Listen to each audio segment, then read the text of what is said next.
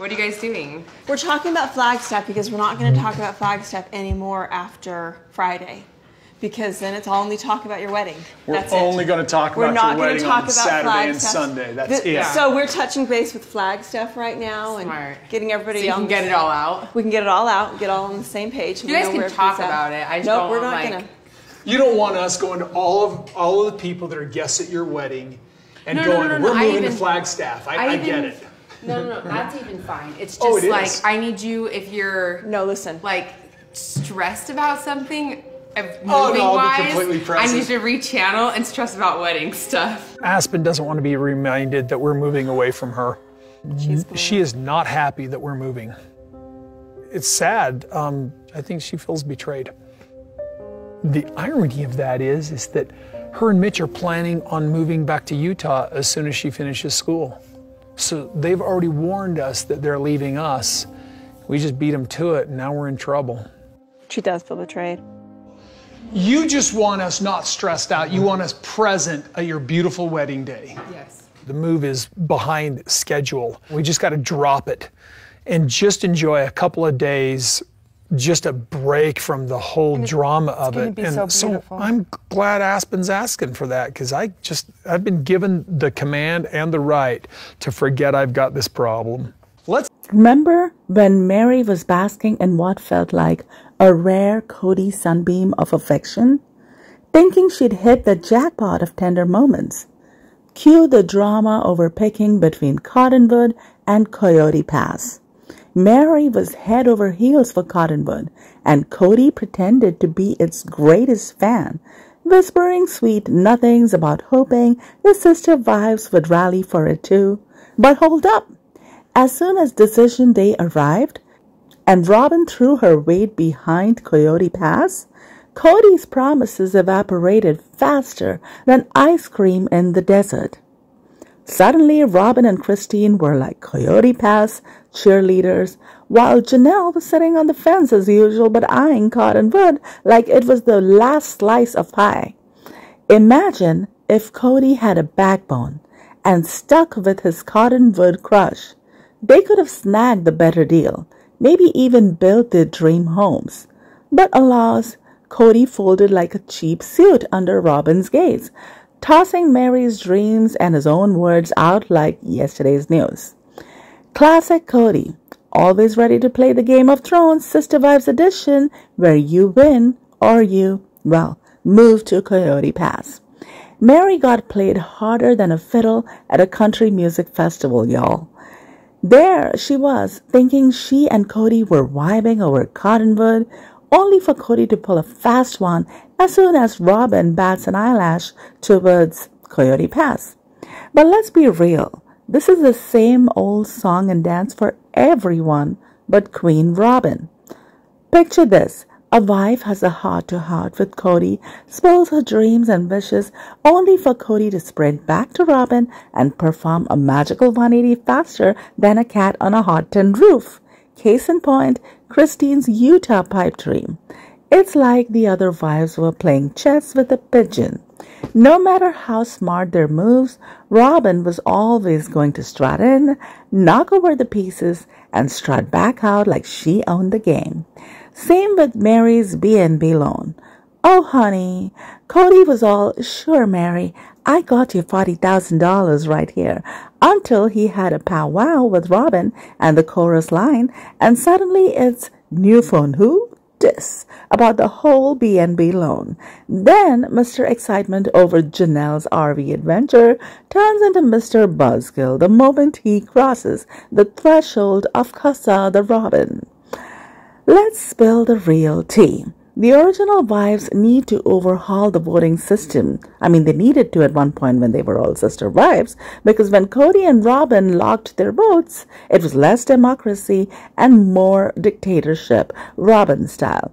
They might as well have gotten a single voting slip that said what Robin wants, because that's the only ballot that ever seemed to get counted. Oh, Cody's not living that ADHD life at all, like some of those people say. He's the master of mayhem by choice. Stirring up a whirlwind of chaos is the magic trick to keep the wives dizzy and disoriented.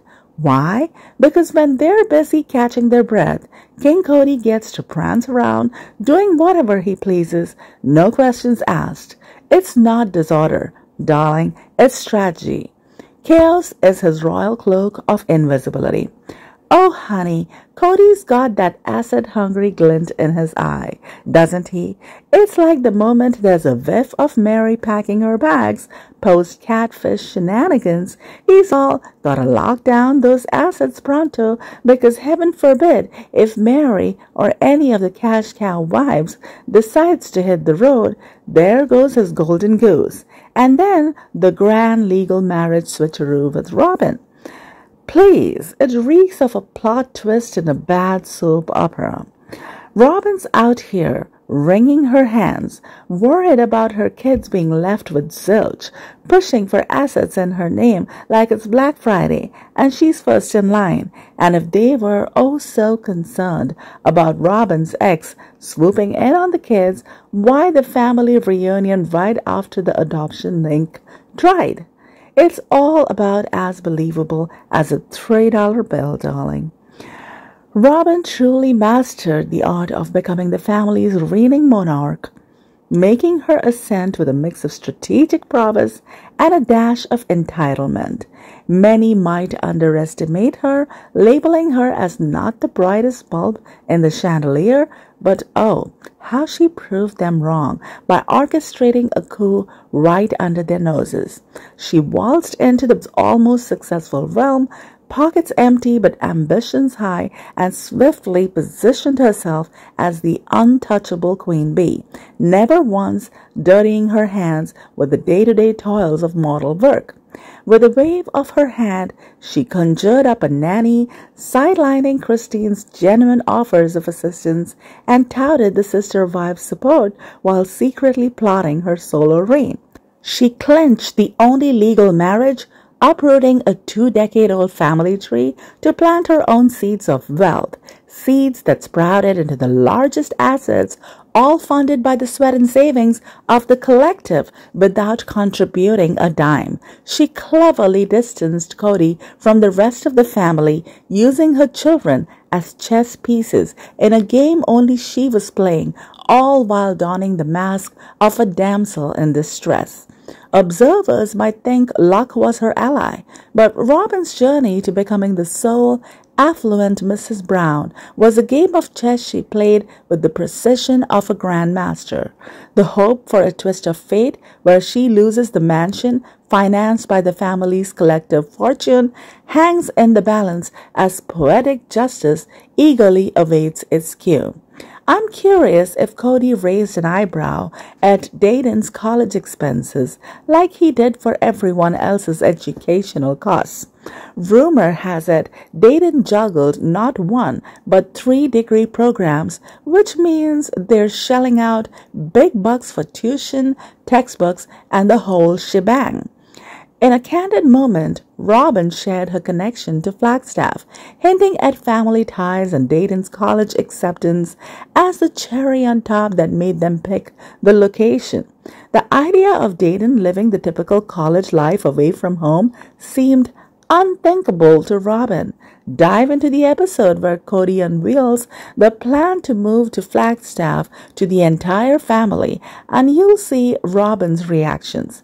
It's as clear as day she was the mastermind behind the relocation, barely containing her excitement about keeping Dayton close by in Flagstaff. Oh, the tragedy of it all. Robin, the great ruiner of all things bright and beautiful. And let's not forget the sweet deal with Aurora and Brianna. How does she pronounce it? Aurora and Brianna. Snacking that juicy in-state tuition at an Arizona university, thanks maintaining those sparkling GPAs. Clearly, Robin had her sights set on that sweet in-state discount, ensuring her brood would never stray far from the nest. Oh, Robin, should you ever stumble upon these words, know this: you're seen for the self-centered, acquisitive soul you are, destined to share your days with a perpetually irate partner. You clung to him, barred him from his other commitments, and yet you play the wounded party, wondering why things went south? A mirror and a glance at your partner might just give you the answer. It's all on you. Are we really suggesting the family's collective good was sidelined for the desires of one? The saga of Robin is one of blatant contradictions. Recall the high praise for their faith and the mission to showcase its splendor to their offspring, yet envisioning Aurora and Brianna. Why do I keep saying Aurora?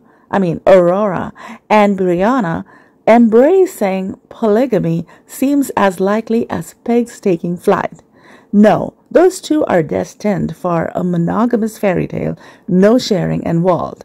Then there's the parenting style, thinking beyond the overbearing helicopter mom. Robin and Cody are more like lawnmower parents, steamrolling any obstacle that dares to challenge their offspring's smooth path. The tales from the trenches of education as told by wife and daughter would fill volumes with the absurdity of it all. And let's not forget the Vegas days, with Robin's family ties conveniently mentioned when house hunting in season 2, right before their hasty exit under the guise of urgency.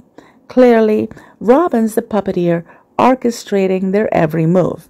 Another theory is Cody, the purveyor of gun paraphernalia, found himself amidst the bustling scene of pop-up gun shows. However, the tragic mass shooting on October 1st, 2017 in Las Vegas, which left 60 dead and hundreds injured, might have been a turning point for him. The incident stemming from a high-rise assault on a concert crowd possibly stirred Cody to rethink his Vegas base. Fearing potential crackdowns on gun shows following the massacre and considering Nevada's complex political landscape, Cody eyed Flagstaff. The city's liberal oasis in conservative Arizona appealed, aligning with Christine's preferences and offering fertile ground for his firearms festivities. There were also rumors that as ratings waned, TLC's cash infusion to spark on-screen conflict escalated. Janelle's swift pivot from a staunch refusal to relocate to embracing Flagstaff's angelic call left many puzzled, hinting at financial motives behind the sudden change of heart, a move that left fans feeling let down. That's all from me today, you guys. Talk to you another time on another video. Peace out.